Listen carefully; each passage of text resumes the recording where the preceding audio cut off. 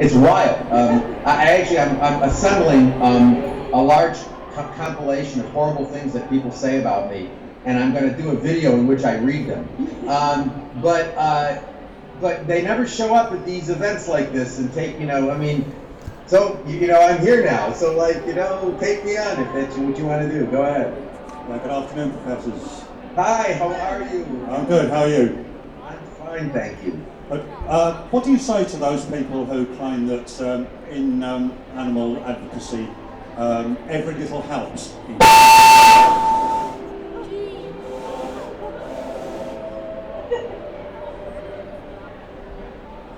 Yeah. Oh, yeah. I'll rephrase that. Every little makes you deaf. What do you say to those who say that every little helps in the animal movement, and that by not agreeing with that statement, you're actually dividing the movement? I'm hearing a lot of static. Are you hearing static? Not at all. No, I'm not. Can you hear me now? Okay, I can hear you. Can you hear me? Yes, now it's okay. Now I'll try again. Well, what I say to them, what we say to those people, is basically the idea that the one thing I have been called many times is divisive. People say I am divisive. And I always say to them, that assumes that there is one movement that I am dividing. I'm not dividing anything. I don't consider myself part of the welfarist thing. Whatever my friends at Viva are doing, or whatever they're doing at Animal Aid or the Vegan Society, that's not what I do. I do something different. So it's not a question of dividing anything. It's a question of doing something different. So I don't consider it to be divisive to be promoting this. And you see, I see the difference between what they're doing basically is promoting happy exploitation. All of the large groups do that. Every single one of them. There is not one of them. Animal Aid does it. I mean, PETA does it in the United States. PETA does it in the United States. All the groups do it in the United States. Mercy for Animals, Compassion Over Killing. But they all do it in Britain too. I mean, it's the same thing. It's the Viva, Animal Aid, all these, every single one of them promotes some version of happy exploitation. That's, in my judgment, that's not helping, Alan. That's moving things backwards, because what it's doing is encouraging people to believe the false notion that we can consume and exploit in a compassionate way. And I just think that that's wrong. So that's what I say. When they say every little bit helps, I say, look, I don't think you're getting little bits. I mean, if they were getting little bits, I could at least talk about something with them. But I don't think, they've got nothing to show for what they're doing. I mean, yesterday I got an email, a fundraising email from the Humane Society of the United States listing all of their victories. And I posted it on the Facebook site, and I said, if you think these are victories, then you and I, are on different planets. I mean, these are not victories. The idea that McDonald's is gonna over the next 10 years phase in cage-free eggs, big deal. Does anybody think that is an important? The idea that anybody looks at that and says that's a great accomplishment or that's a great victory is using victory in a way that I think is perverse. Well, I had an experience in England over the summer which absolutely stopped me in my tracks. I was in Lincolnshire, and the home of the people we were visiting had an unused chicken coop in the back garden. And it was just there, empty. And I said, oh, you used to have chickens? And she said, yes, we used to take rescue chickens from batteries, but that isn't a problem anymore, so we don't do it. It was one of those experiences where you sort of feel your knees give way, because this is what the happy exploitation campaign has done. It's made everybody whose conscience was pricked enough to think, I have to do something about battery hens, now says it's okay, and we all want to be told we're okay in the comfortable position where we are. It's human nature. But there's so many things that we can't do anything about. I can't do anything about foreign policy, I can't do anything about genocide, I can't do most things about lots of things that the government engages in. both in the UK and here, that I'm totally opposed to. But I can do something about changing the situation for animals by not participating in this disgusting process that gets them to our plates. So I'm not happy, as I said, with picking up and identifying these little crumbs that are supposed to be in progress, because it's got to the point now with all the big groups muddying the message, saying you're okay where you are. I know lots of people in my family sphere of friends, I'm sure you have the same experience, where they were all against fur, veal and something else. Whether that really translated into much for animals, I'm not very sure. But now there's happy veal, there's pink veal. Oh, they don't do that anymore. There's a woman in Lincolnshire who thinks chickens are really happy in this process. We are making it worse, because we all need that proverbial kick in the pants to do something. And everyone's saying, send us your $15, fill out the little form. Yes, I want to join your campaign. Here's the $15, do it for me. Now there may be something in terms of everyone goes to concerts and texts the $5, $10, pound, whatever donation. Maybe there are instances where just throwing money at a situation can help. You can buy vaccines, you can buy education, you can buy malaria nets and things like that. Perhaps sometimes there are times when just money does it. But for this, we're going to need participation. We need, look, you want a movement, you want to change the world, you can do it. This is not something you're going to write a check to some bureaucrat at Viva or at Animal Aid and have them do it for you. You can't do it. This is something we've got to do. This has got to be a grassroots movement. But I'm convinced if we took this seriously and we did create a grassroots movement. I mean, I'm looking at what we've done with the I'm one person. We're individuals. We don't have any organization. We don't solicit or accept donations. We just do our thing. We do our work basically every day, we just do it as individuals. Now, I'm very happy. We've got a group of really wonderful volunteers who help us with the Abolitionist Approach Facebook page, because I could not deal with that myself. And also with there's a lot of stuff, and I have some people who help me out who are volunteers. Nobody gets paid, but we have passion, we care, and we get up every morning. This is what we do because we like to do it, and we love not like to do it. We love to do it. It's all we can do. We have really no choice. In certain ways, we have no choice. It's not a matter of choice. It's what one does. But that's what we've got to do. We've got, if you're horrified by this, if you're horrified like I'm horrified, like while we're sitting here talking, how many millions of animals are being killed? Millions of animals, millions of lives are being taken right now, at this very second, because people consume animals. We need to change the world, but we can change the world. We really can. Most people, look, the good news is most people care about animals. Most people care about animals. And so what we need to do is to try to reach each of those people, everybody we can, and say, if you care about animals, you've really got to go vegan. It's not a matter of choice. It's not a matter of option, journeys, lifestyle. It's a matter of fundamental moral obligation.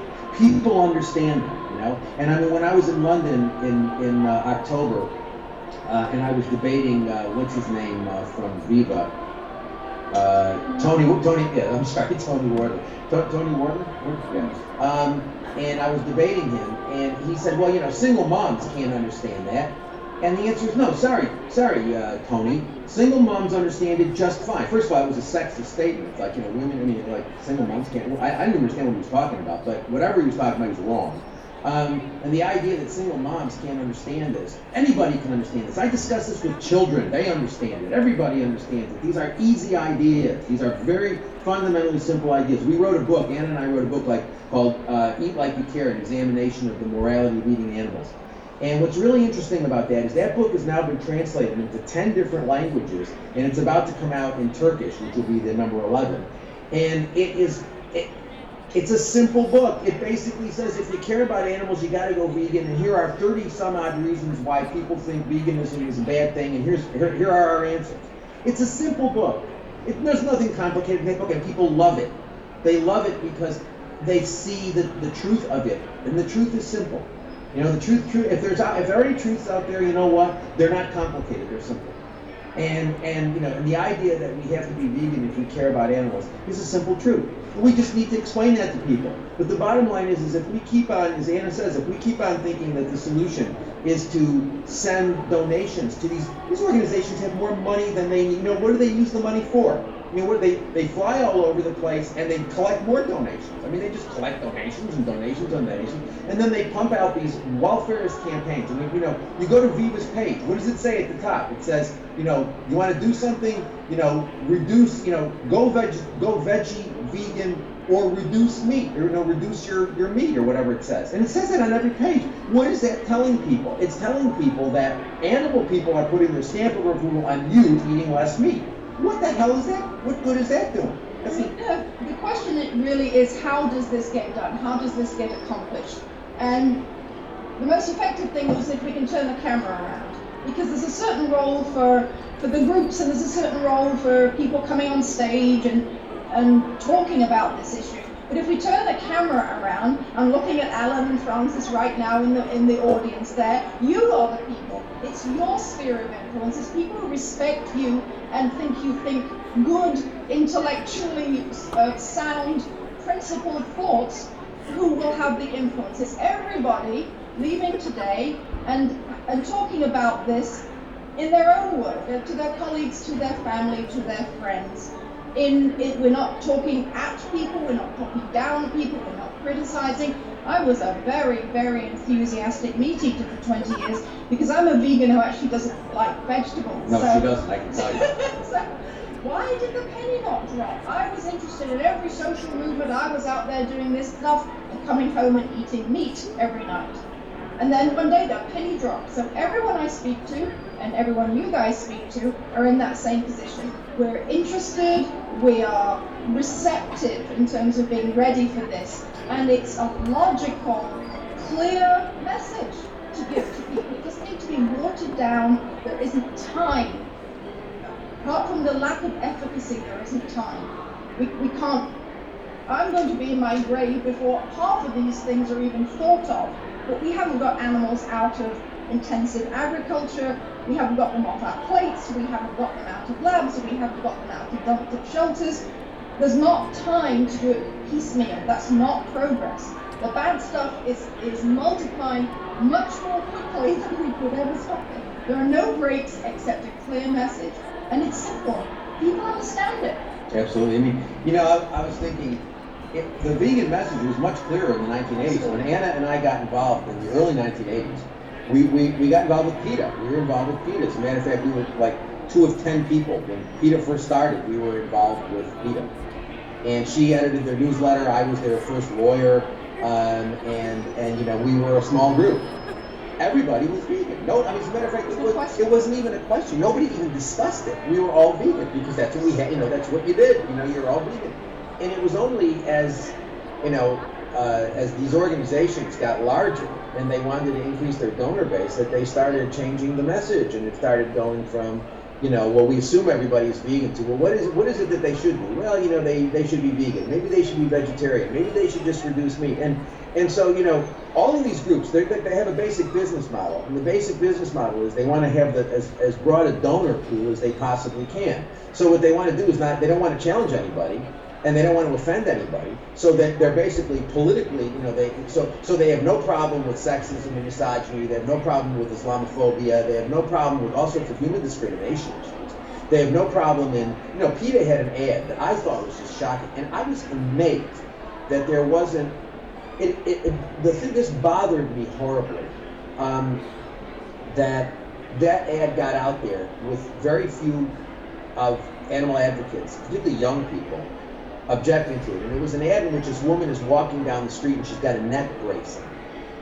And she's got a neck brace because she had such rough sex with her vegan boyfriend that he basically, sprained her neck or broke her back or whatever the hell he did. And it was this idea that, wow, if you're a vegan, you're going to have such great sex, you're going to put your girlfriend in a neck brace. And I was like, I watched this thing and I thought, holy shit, excuse me, but holy shit, how can anybody think this is terribly offensive? First of all, it's misogynistic. I mean, it's making light of violence against women, which is not something anybody should ever make light of. And it was, it was just, and I thought, my God, and I showed Anna, and Anna said, well, this obviously appeals to the kids, it appeals to young people. They'll give Peter money for this. They give Peter money when Peter puts out, ads or things, commercials for the Super Bowl in which women are masturbating with eggplants. I mean, what are we talking about here? Is this a social justice movement, or is this a joke? Is this entertainment? It ain't entertainment for me. I don't find anything entertaining about this, at all. I don't enjoy doing it. I really wish, I wish I could do something else with my life. But this is where it is right now, and so but I don't find this entertaining, and I don't think we should have it be entertaining. I think Vegfest is great. One of the reasons why I think Vegfest is great is that Tim and Alan and their friends have created a vehicle where he brings people in and he entertains them at the same time he is exposing them to serious thinking. And I think that's great. I think it's great to have something like Vegfest. But I think Vegfest is great because it's got this heavy-duty educational component. I mean, as a matter of fact, in many ways, the entertainment aspects of it are much secondary to the educational aspects. But that's what we need to do. We need you people. We need you people to leave today and go out and talk to everybody you can talk to every day of your life. Everybody. We all, none of us is hermits. We all live amongst other people. Talk to everybody. Learn how to talk to everybody. I mean, what we're going to do, I hope when we do the next Vegfest, which may be in Brighton, I'm not sure, is to talk about maybe organize some workshops. I don't know. I need to talk to Tim about this, but I really think people need to sort of have some practical experience in how to talk to people about veganism and how to talk to your parents about veganism, your friends, your lovers, whatever, so that you don't have these weird, awkward situations. Because it can be done. I do it all the time, every day of my life. And there's just I've got like sort of a bunch of set response. It's like I'm talking to somebody in a grocery store. I have patter 1. I'm talking to somebody at in a classroom. It's patter 2. You can do this. You can do this. You can do this.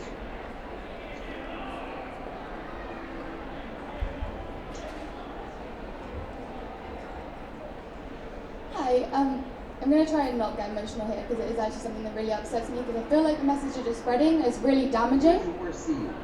I'll come. Yeah, sorry. Now I can see you. Okay, so I'm not doing offense against you, but I feel like the message you're spreading is extremely damaging to the vegan cause because you're pushing people away, and I feel like you're not realistic in what you're saying because the companies that you're saying are doing these bad jobs actually have a lot of success rate, and a lot of people, I mean, I don't know about anyone in this room, it's not very clear people to take a kind of survey from, but I think there's very few people who go vegan overnight and just say, oh yeah, I'm never going to eat meat again, that's it. And people need these steps, and I know people in my life who have gone vegan now, and they have to take these steps, and that's how they do it, and that is actually effective. And if you go in with this harsh kind of you're either vegan or you're nothing, and any steps you take are not valid, you push people away. Is that what you've heard? No, this is what I feel. Today? Is that what you've heard from us today? Yeah, this talk has really upset me because I feel like you're really pushing people Why away. do you think, from what you've heard, that we think that the world is going to go vegan overnight, or that people, that a shaft of light is going to come down? I always say, perhaps it doesn't resonate so much with the British audience, but it does with the Americans. It's not going to be like the rapture. It's not like end days where we're all going to be taken up in a vegan cloud. I've just told you, I was a happy meat eater for 20 years when the message was around me and I wasn't hearing. And then then an event happened and the penny dropped. And then it's very hard for me now to imagine the 20-year-old meat eater because it didn't make sense. It doesn't make sense to me now. But we talk to audiences all the time. This is what we're doing with our Sunday morning, but we do it all the time. And I truly understand that the world will not go vegan overnight. That penny has dropped with me. But the point is the message. People don't stop racism overnight. We're still battling sexism in a horrible way. Pornography is sprouting out faster than feminism can change the conversation. There's violence everywhere. I watched the whole debate on bombing Syria this week.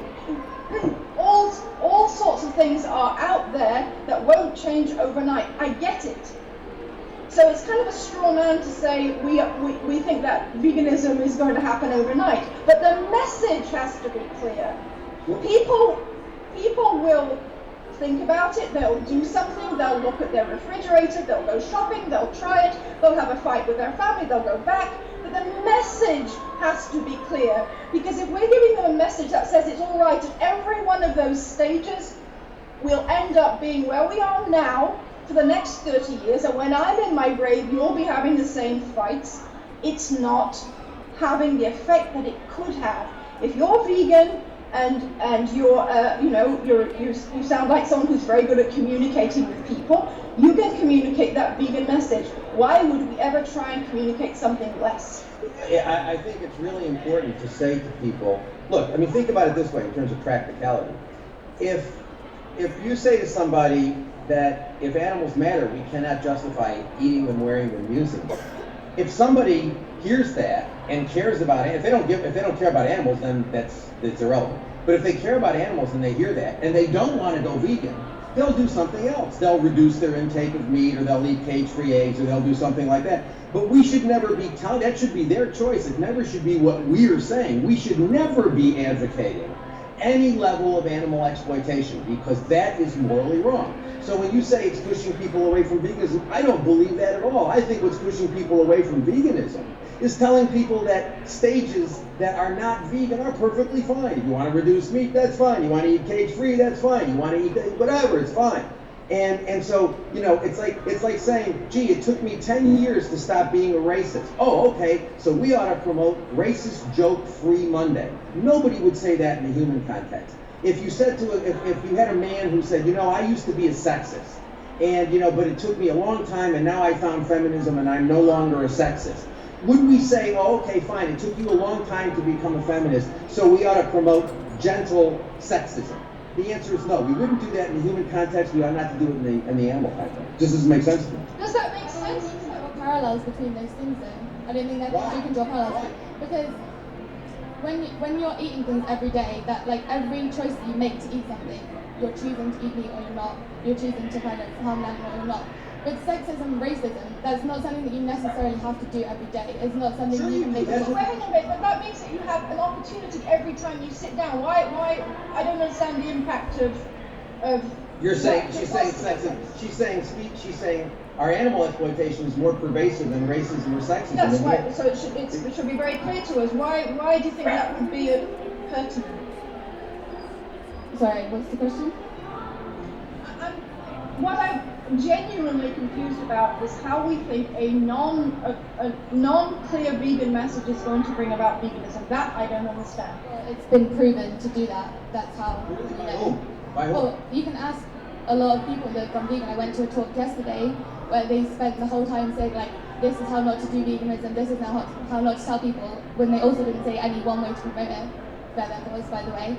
And also, two people at the end then said, well, actually I feel really bad because I actually did used to do meat in Mondays, and that's how I kind of opened up and I actually became vegan through those steps. And then they felt really shit about themselves from that person telling them that was wrong. I think we all have to take a deep breath and stop thinking about ourselves quite so much.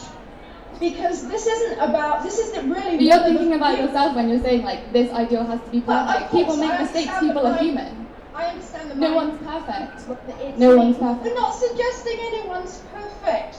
I think you need to listen to what the vegan message is that we're saying, or someone else who's saying a vegan message, and tell me what you don't like about it in terms of a message. Everyone who's vegan, who supports the kind of meat-free Mondays, whatever, all those kind of steps that you kind of disagree with, I don't think any person that's vegan doesn't see the end goal as everyone being vegan. Everyone wants that, but the difference is you're realistic about those steps. And if someone can do meat-free Mondays and they do something else, and that brings them to that level where they can kind of open up their heart to become vegan in the end. Like if it opens up your mind a little bit and then you start thinking a bit more and you eat less meat and you're like, wow, I feel better. Wow, actually, maybe I should go vegan. And that, it doesn't, to me, It doesn't matter why you go vegan. If you're saving animals, you're saving animals. And what you're saying is, if you're not doing it for the right reasons, then you're wrong. And actually, to me, the most important thing is that you're not causing the least harm. Not like whether you think about it in a certain way or not. It's like causing the least harm. That's absolutely wrong. It's an empirical matter. That's absolutely wrong. I think it's wrong that we shouldn't be causing the least harm, and it's actually about having this perfect ideal that everyone should stick to. It's a question of, do you believe in equality or not? It's a social movement. It's a social movement. Do you want to promote equality, or do you want to promote something else? And look, I want to promote something in the way that's going to be the most effective to create change. Fine. If you think that I don't think it's been proven by people. It is not. This it has been proven psychologically and in the results of people who've gone vegan. It is absolutely not been proven. If you're telling me that nonsense that Nick Cooney and Farm Sanctuary promote about the empirical evidence you need to be doing some serious social science research. You ought to be reading Vegan Publishers and Dr. Casey Taft at Boston University. Every time they come out with something, he exposes how their studies absolutely are nonsense and they're embarrassing. So if you want to say that there's empirical evidence, you are, as an empirical matter, wrong, number one. Number two, what you are missing is, if you explain to somebody why veganism is a moral imperative and they don't agree with you, they'll say, look, I hear what you're saying. I'd like to become a vegan, but I'm not ready to do it now. They'll reduce their meat intake. They'll eat cage-free eggs. So if someone's never going to go vegan, would you not rather they reduce for the rest of their life, because that actually does save more lives? You know what? I do not believe we should ever promote animal exploitation. On some speculation, I do not believe we should ever promote animal exploitation on some speculative nonsense. Look, if somebody doesn't care, they don't care. So let's move on. Let's educate the people who do care in a clear way. And let's not worry about the people who don't care. Let's worry about them later when we get all the people who do care. So, but this idea, see, what you're not understanding is, if you have a clear message, people will, if they don't want to change immediately, or if they want to do things in stages or take incremental steps, that's what they'll do. But at least the moral idea is clear. This is a social justice movement. Are we talking about animal equality, or are we talking about something else? And you're talking about something else. The discussion you and I are having right now is, you and I are not involved in the same movement. You're involved in one movement, I'm involved in another. And that's fine. Do what you want to do. I don't care. It really doesn't matter to me. The bottom line is that, for you to say that, well, I'm pushing people away from veganism is nonsense. What I'm doing is I'm shifting a paradigm. I'm creating a different way of looking at it. And what you're doing is promoting the same tired, welfarist nonsense we have had for 200 plus years. We are exploiting more animals now in more horrific ways. And you know what? If I went back 35 years when I first got involved with this, the welfarists were saying the same thing. You got to be gentle with people. You got to lead people along. You can't get people, you can't take strong positions. It alienates people. Well, I have news for you.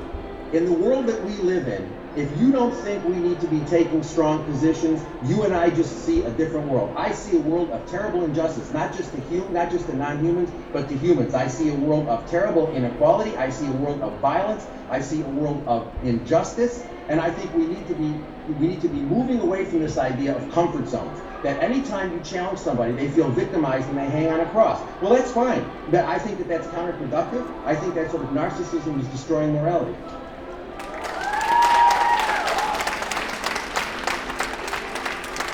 And I also want to say, in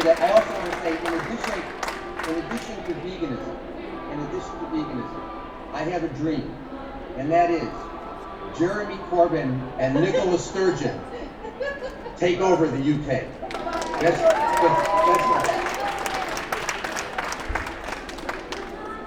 Professor Francione, you made a very strong talk. Thanks for that. Thank you for the dream. I'm not sure you quite took the question seriously. They weren't advocating reductionism, they were just saying there's other ways of getting people to become vegan, and a lot of vegans have become that way because of the kind of softer, broader, vanilla flavoured message which is coming at us a lot more because there are a lot more people part of it. So she wasn't really disagreeing with you at the end goal. She was just saying, that all these other messages reach more people, and some of them... Well, also is that I don't know what people's experience is today or whatever, is that I don't go shout at people. I'm not protesting in their face. I'm not calling them names, nor a lot of welfareists do. I have conversations with people. Gary has lots of conversations with people apart from public presentations. So what I'm saying is that you in the audience, as informed, lively people who are interested in social justice, will have these conversations with offering something and seeing a receptive response. It's not in your face. That doesn't change anyone's view. We're not shaming somebody. We're giving clear information and support and materials and telling people that regular functioning people can be vegan. You don't have to drop out and stop being someone else. You don't become weird. You don't become some hemp-wearing, twig-eating true believer. We're all out there. Watch it. Tim Barker has a hemp business. Okay, I'm just not sure you took the question seriously, whether it was raised by the last questioner, which was... I took it very seriously. I get that question. Anne has just said they're not shutting people down, but I actually thought that's exactly what you did. Because you're saying, what about vegans? You're laughing at what about people that become vegan through all the people they speak to, that they don't go vegan overnight. I mean, both of you went vegetarian. That's the way a lot of people do it. So you just weren't engaging with what she said. I thought you talked over her.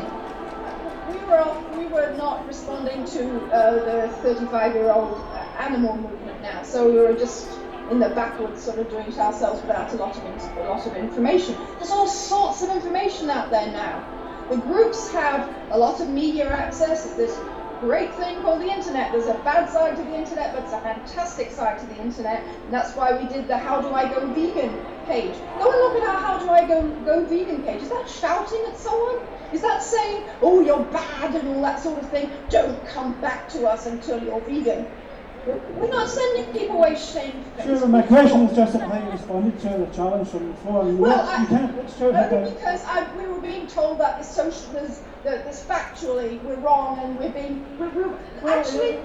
Hang on, let me finish mine, just because I want to just make a couple of points. Is that for some reason it's okay to say to us that we're divisive and we're not factual and we're hurting people. And we're pushing people away from veganism. We're pushing people away. I think we responded to that, but a lot's thrown at us.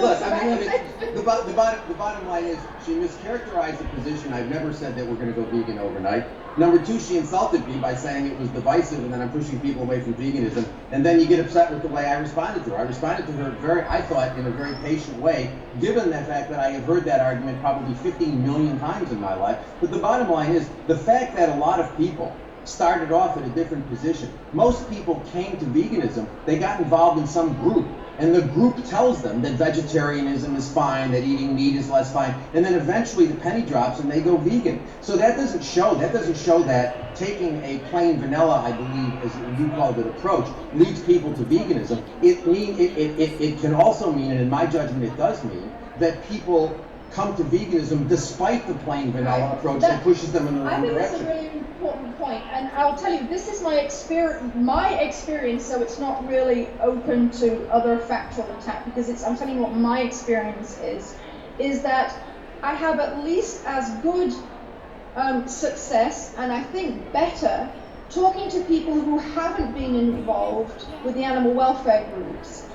Because I think that people are less defensive, they're less assured in the comfort of the position that they've got to, and they're receptive in a different way. So I'm not seeing the animal welfare message. One, I know factually it doesn't reduce the number of animals or really change their living conditions, but I'm not sure that it's getting us any of these famous baby steps of veganism. I think it gets us to take one step and cocoon ourselves in this comfort position.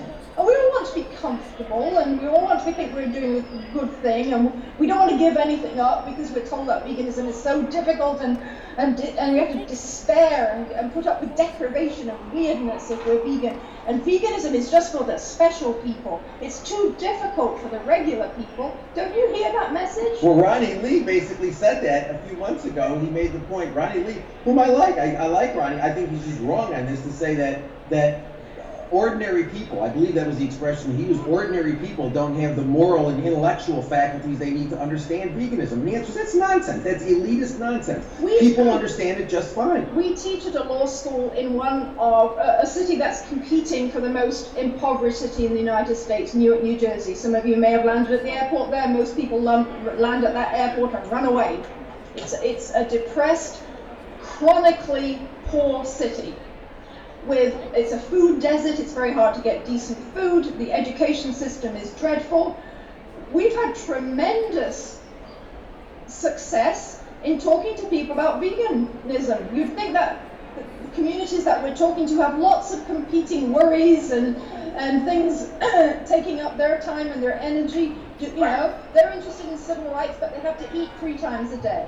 So they understand I can still be interested in civil rights. It's not watering down the time that I put into my other social justice work or interests.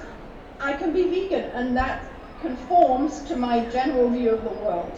So I'm very respectful of people's intelligence, morality, backbone when I talk to them. And I think the animal welfare message, not only is it muddied the waters, I think it's disrespectful to people to think that they can't do what we've done. Absolutely. Absolutely. What's special about meat? As I said, I was a happy meat eater. I have to have my vegetables thoroughly disguised. I'm not someone who turns to the broccoli happily. But you do it if you believe in it, and people do. People want an opportunity to make a good impact on the world. We've been told by our government, by our law enforcement and everything that we can't do that anymore. We're buffeted around between positions that we think are offensive or immoral. This is something we can do. I think that's refreshing. I think it's empowering. I think it's great.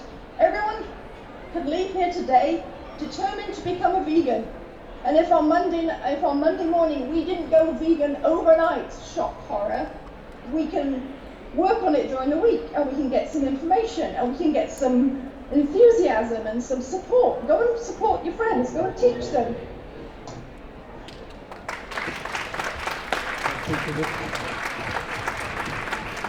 Okay, gentlemen, ladies, we're going to wrap up in a few minutes because we're about 5 to 4.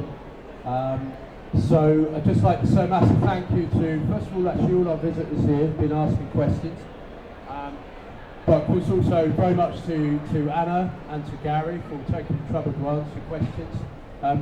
Just point out that, you know, Anna and Gary have written quite a lot of books between them. We've got some of them up here. There's also some really easy leaflets to read. So if you do want to read up more about the Abolitionist Approach, I think it's been quite misunderstood often.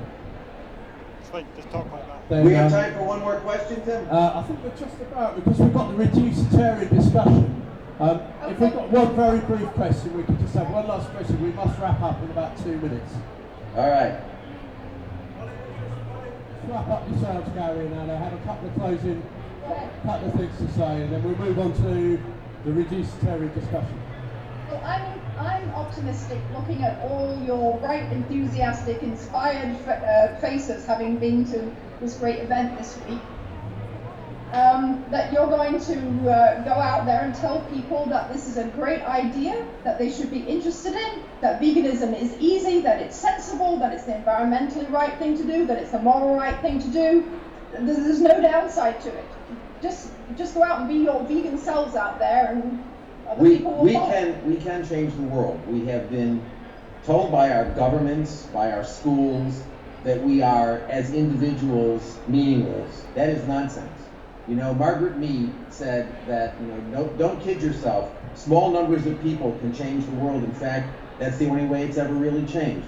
I believe that. I will go to my grave believing that. We can change the world. We just have to want to. We have to want to shift the paradigm from animals as property to animals as persons, and at the same time, making it clear that animal rights and human rights are inextricably intertwined. We are the new peace movement. We are a peace movement that envelops all beings. Let's get out there, let's get excited about it, let's change the world. We can do it. Set yourself a goal. In the next year, you'll turn one person on to abolitionist veganism. You can all do that. If we all did that, we'd have a vegan UK in 9 years. So let's get out there and do it. Let's change the world.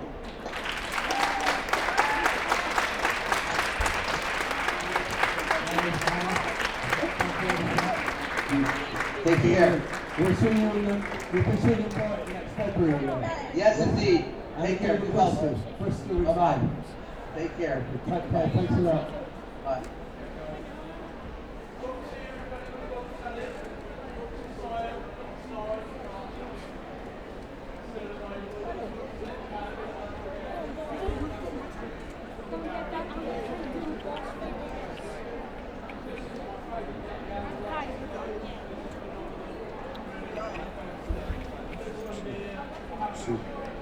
Two.